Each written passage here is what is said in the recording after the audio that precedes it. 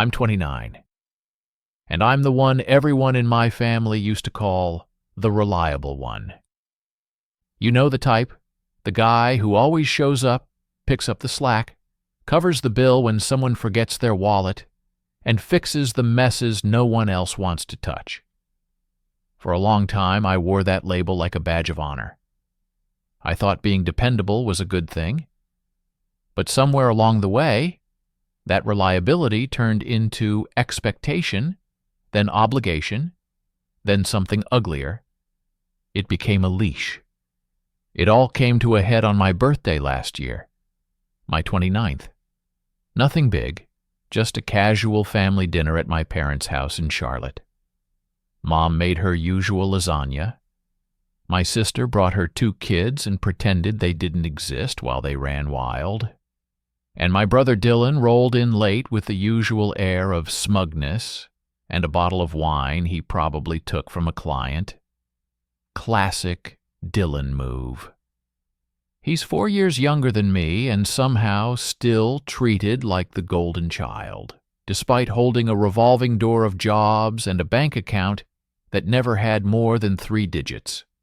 Meanwhile, I had a stable job in IT, owned my condo, paid off my car, and, here's the kicker, was covering most of my parents' bills quietly for the past 3 years.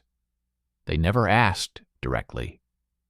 It started with a just for this month, sweetheart moment after Dad's business hit a rough patch. Then came the mortgage, then the utilities.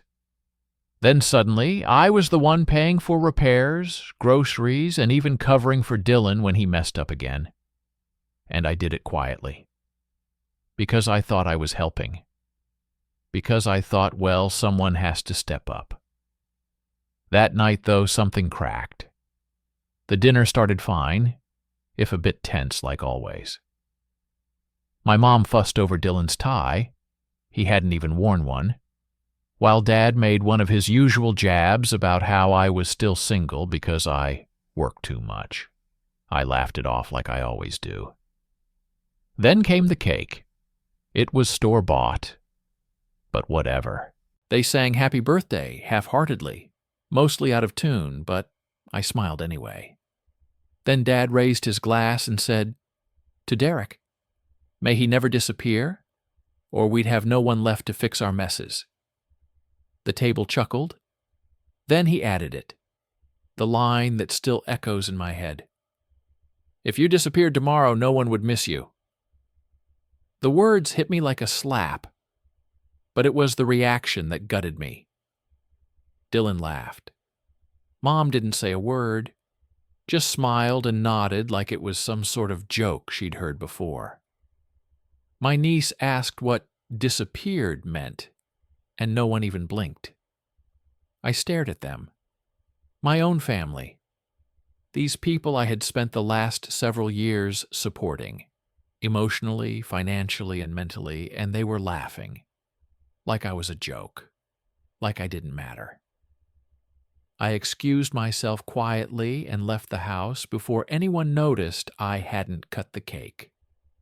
I didn't cry that night. I didn't scream or throw things. I just sat in my car for 2 hours in silence. That silence told me more than their words ever could. For the next 2 weeks, I went about my life like nothing had happened. I still paid the electric bill, still covered Mom's credit card, still Venmo'd Dylan when he texted me some nonsense about being short on rent. But I also started planning, quietly, carefully, because I realized something. They didn't just take me for granted. They depended on me. They needed me. But I didn't need them. I didn't show up for Sunday dinner the next week. Mom texted me a passive-aggressive, "Missed you." I ignored it. Dylan sent a laughing emoji. Classy. I didn't respond. The week after that, I forgot to send the money for the water bill. On purpose. They called, confused. I said I was tight on cash this month. That was the first ripple. The next time Dad called, I let it go to voicemail. When I listened to it later, It was 30 seconds of silence, then a sigh, then a sharp, "Call me when you can, Derek." No apology, just a command. 2 weeks later, I changed my phone number. Then I resigned from my job. You see, over the years I had saved up quite a bit. I'd always lived modestly. No vacations, no big spending, just a quiet life and a steadily growing bank account. I had a little over $180,000 tucked away. I sold my condo, liquidated some investments. By the end of the month, I had just shy of $400,000 and no obligations tying me down. I found a place out west, a small town in Colorado I'd visited once on a solo hiking trip. Peaceful, quiet, isolated. I packed up, signed a lease under a new name, and vanished. No goodbye, no note, just gone. I cut off every digital footprint they could trace. I deleted my socials, closed my old email, canceled every account tied to the bills. And I watched. Not out of malice. Okay, maybe a little. But mostly out of curiosity. I wanted to see how long it would take before they noticed the world they leaned on had been built on my shoulders. The first sign came about 3 weeks later when Mom called my old job and found out I had resigned. Then came a string of desperate emails to my old address. Subject lines like, "Please call," "Urgent," and "We're worried." I didn't read most of them. Then came Dylan. He actually found one of my old college friends and messaged him to ask if I was okay. Told him I'd gone silent and that the family was concerned. My friend knew better. He told him I was fine, just busy.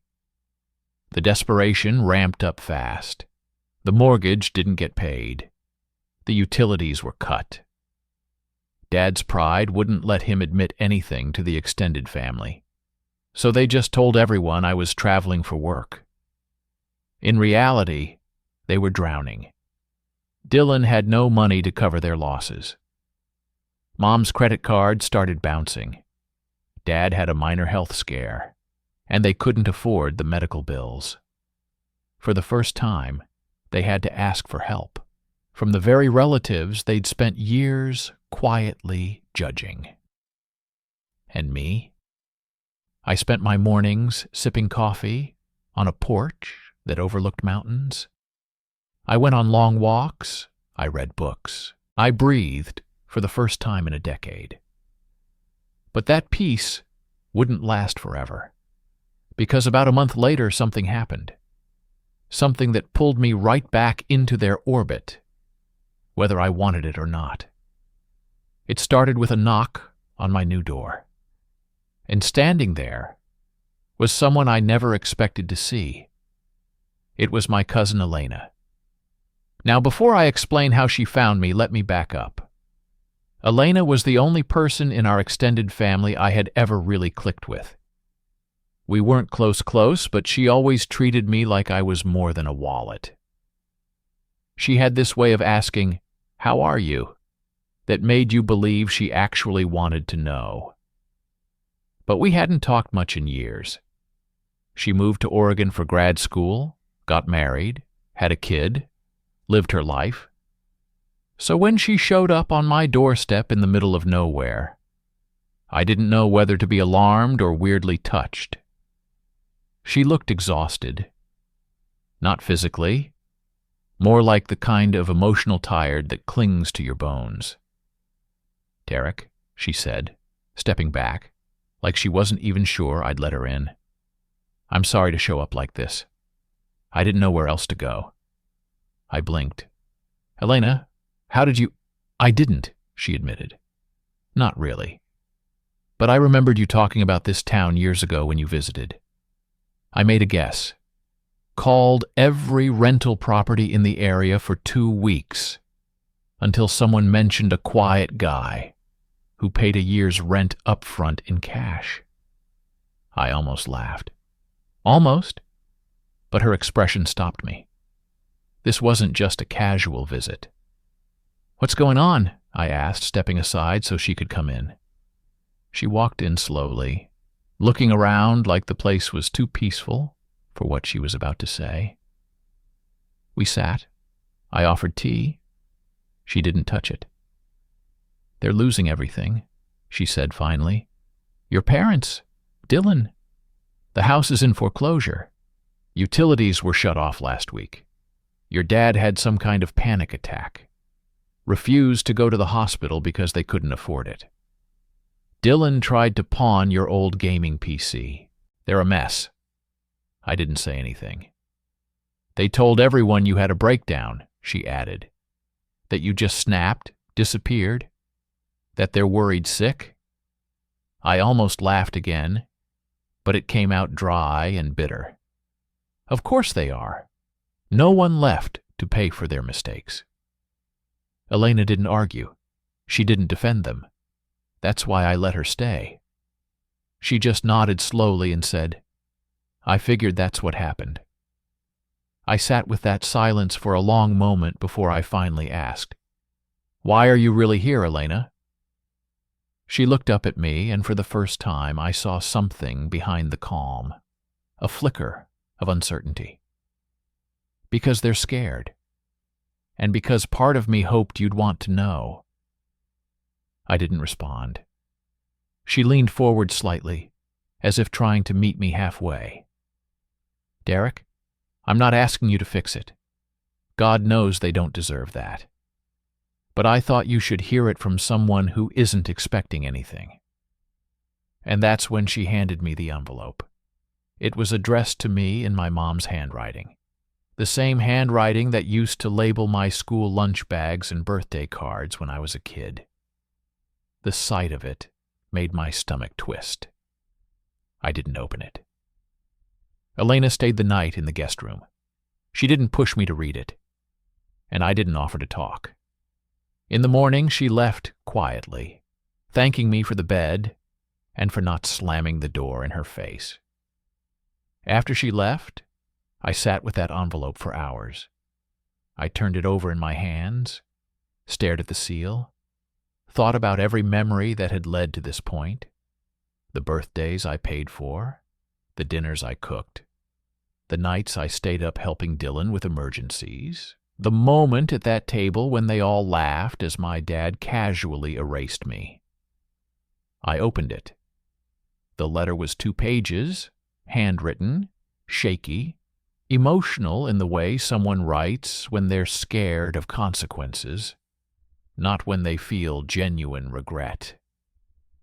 "Derek, we don't know what happened. One moment you were there, and the next you were gone. No messages, no goodbye. We're scared. Are you okay? Your father's been sick. Dylan is lost without you. We didn't realize how much you were holding together until it all started falling apart. Please just tell us where you are.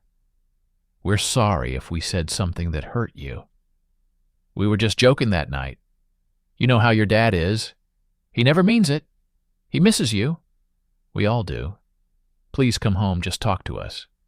Love, Mom." There it was. Not a word of accountability. Not a mention of what was actually said. Just a vague blanket apology, wrapped in, "We miss you," and we didn't mean it. No ownership, just fear.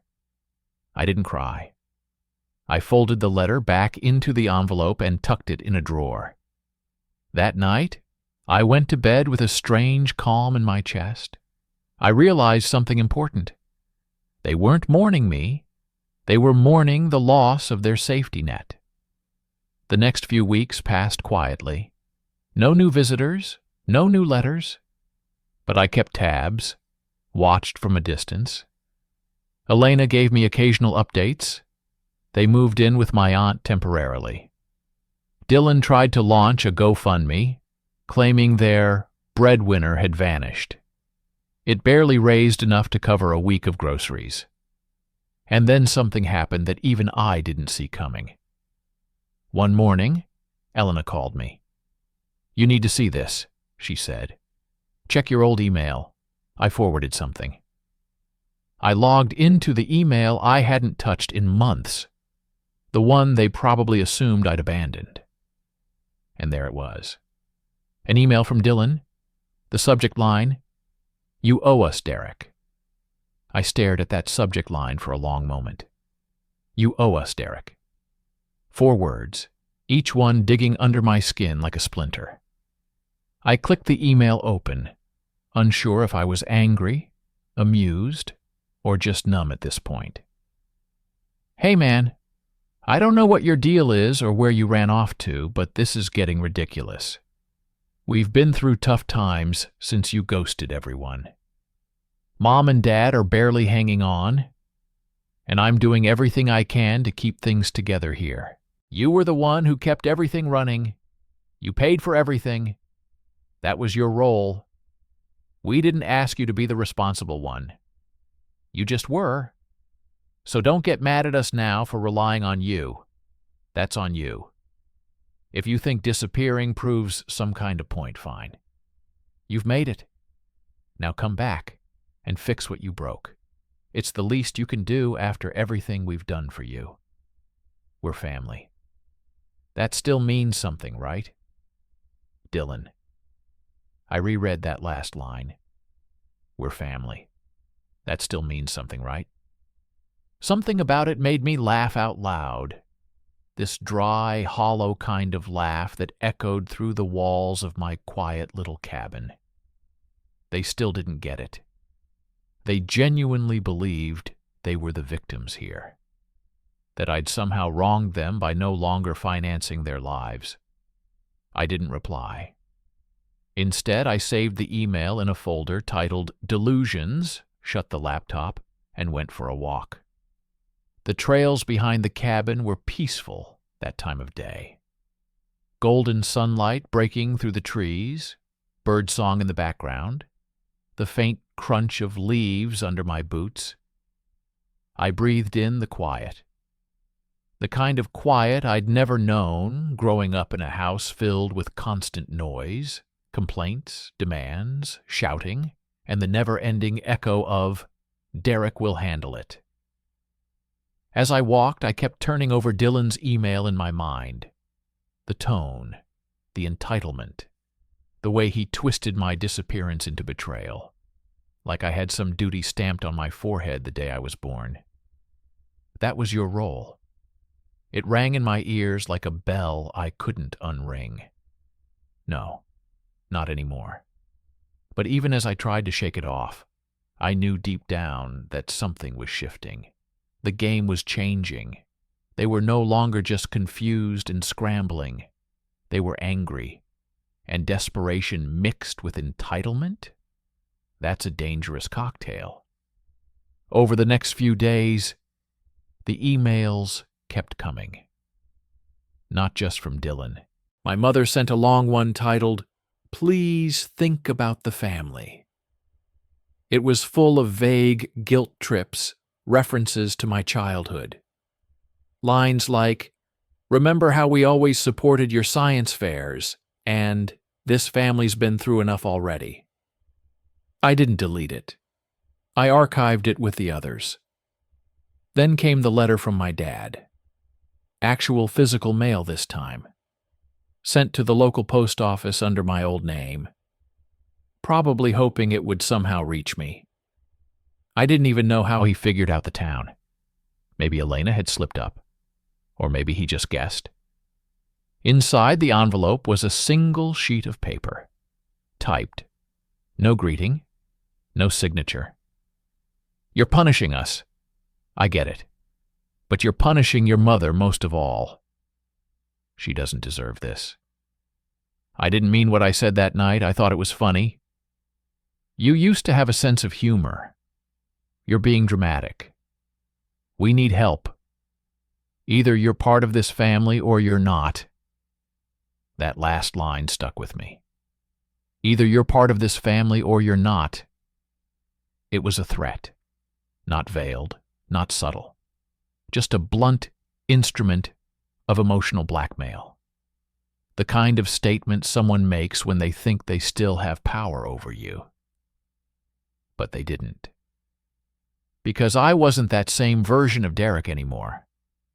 Still, part of me kept waiting for the next move, and it came sooner than expected. I was out for groceries when I noticed someone following me. It wasn't anything obvious at first, just a man lingering a little too long in each aisle I visited. I'd never seen him before. A wiry guy in his late 30s, buzz cut, bland clothing, the kind of forgettable face you'd walk past a dozen times and never clock. But the third time I turned down a row and saw him there, staring at cereal he clearly wasn't buying, the hair on the back of my neck stood up. I paid in cash, left quickly, took a different route home. Didn't go straight to the cabin. I doubled back, checked for tails. Old habits from a paranoid uncle who used to be in the service. I never thought I'd need them. Eventually, I made it back, locked the doors, sat down, heart pounding just a little harder than I wanted to admit. That night, I checked all my security cams. Nothing out of the ordinary. But I changed my passwords again. Shut off the main Wi-Fi. Moved money into a different account. Something was coming. I could feel it. And I was right. Because the next morning, a knock came at the door. But this time, it wasn't family. It was a man in a gray suit. And he was holding paperwork. I opened the door cautiously, not fully swinging it out. The man in the gray suit looked official in the way people do when they want to be taken seriously more than they want to be understood. Mid-40s, sharp eyes, holding a leather folder in one hand and a business card in the other. "Mr. Derek Caldwell?" he asked, even though he was clearly sure. I didn't answer right away. My instincts were coiled tight. "I represent the law firm of Kessler and Tate. I'm here on behalf of your family." He extended the folder toward me. I didn't take it. "My family hired a lawyer?" "They filed a claim," he said, with no sign of discomfort. "They're alleging financial abandonment along with unlawful withdrawal of familial support." I actually laughed out loud. I couldn't help it. "Is that even a thing?" He gave a small, lawyerly shrug. "They believe they have grounds for civil damages, claiming you had a long-established pattern of financial care and that your abrupt absence caused measurable harm." Now I did take the folder, more out of disbelief than curiosity. I flipped through the documents. There it was, in black and white. Dylan's name, my parents, statements about decades of care, unspoken familial agreement, and dereliction of duty to dependents. They were suing me for not paying their bills. The lawyer gave me a moment. "You're not obligated to respond now," he said. "But the court date is listed. You'll want representation." "I'm not obligated to do anything," I muttered, handing the folder back. "Tell them I'll see them in court." He gave a professional nod, turned, and left. I stood there for a while, motionless, the morning wind curling around me like a warning. So this was their endgame. Not a conversation, not an apology, litigation. I knew then that this had to end, not just legally, not just with a counter-lawsuit. It had to end completely. They had shown me who they were, who they'd always been, and now they were giving me the gift of clarity. I'd spent most of my adult life believing that love meant sacrifice, that family meant endurance, but they had made it clear. To them, love meant control, and family meant obedience. And I was done. I didn't waste time. I hired a lawyer of my own, a sharp, no-nonsense woman with a background in family law and a distaste for emotional blackmail. After she read through their case, she actually rolled her eyes and said, "You've got to be kidding me. This wouldn't hold up in a reality TV court, let alone a real one. Still, we prepared. We documented everything. Every wire transfer, every receipt, every text from Dylan asking for money, every bank statement showing the mortgage payments that had come out of my account. We created a full timeline. 7 years of quiet, steady financial support, all backed up with evidence. Not because I needed to defend myself morally. I already knew I'd done more than my share. But because we needed to shut this down so thoroughly, they'd never dare try it again. 2 months later, we stood in front of a judge. They actually showed up. All 3 of them. My father looked thinner than I remembered, but still held his head high, that same steel in his eyes. My mother looked tired, worn down. Dylan. He looked smug, like he thought this was his golden ticket.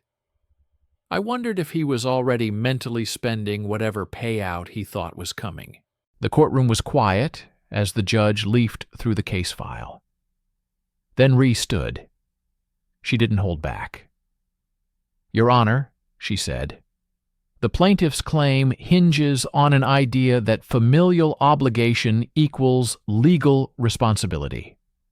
That simply because my client provided support willingly, without condition, he is now financially and legally bound to continue doing so. But there is no contract, no agreement, no power of attorney, no co-signed loans. Just decades of generosity repaid with entitlement." She submitted our documentation, over 100 pages. When it was my father's turn, he tried to frame it emotionally. "Your Honor, this isn't just about money, it's about betrayal. My son was a pillar in our family. He disappeared without warning, leaving us to pick up the pieces." Ree stood again. And where exactly was this sense of family when Mr. Caldwell was told on his birthday that he wouldn't be missed if he vanished? My father tried to speak again, but the judge raised a hand. "I've seen enough." He looked directly at my parents. "I'm dismissing the case with prejudice. Mr. Caldwell has no legal obligation to support you. Financial generosity does not equal legal duty, and frankly, this court is disturbed by the manipulation at the heart of this case." Then he turned to me. "Mr. Caldwell, I hope you understand that walking away was your right?" I nodded once. "I do now." As the gavel came down, the sound echoed like a final door slamming shut. Outside the courtroom, they tried one last time. My mom rushed after me. "Derek, wait. Please. We didn't know it would come to this. We were just scared." I turned, looked at her, at the woman who once made me soup when I was sick, who kissed my forehead good night when I was 7, and who sat silently while I was told I wouldn't be missed. "I believe you," I said, "but being scared doesn't justify what you did." It never did. Dylan opened his mouth, but I raised a hand. "Don't. Just don't." I walked away. That was over a year ago. Since then, I've rebuilt my life on my terms. I still live in the same cabin. Still hike those trails. I started teaching coding part-time online and finally finished that book I always said I'd write. It's not about revenge or family. It's about freedom. And finding out who you are when no one else is telling you. I haven't heard from them since. Sometimes I think about that birthday dinner. The laughter. The smugness. The way they treated my existence as disposable. And then I think about now. The silence. The peace. They were right in a way. I did disappear. And not one of them truly missed me. But I don't miss them either. And that, more than anything, tells me I made the right choice.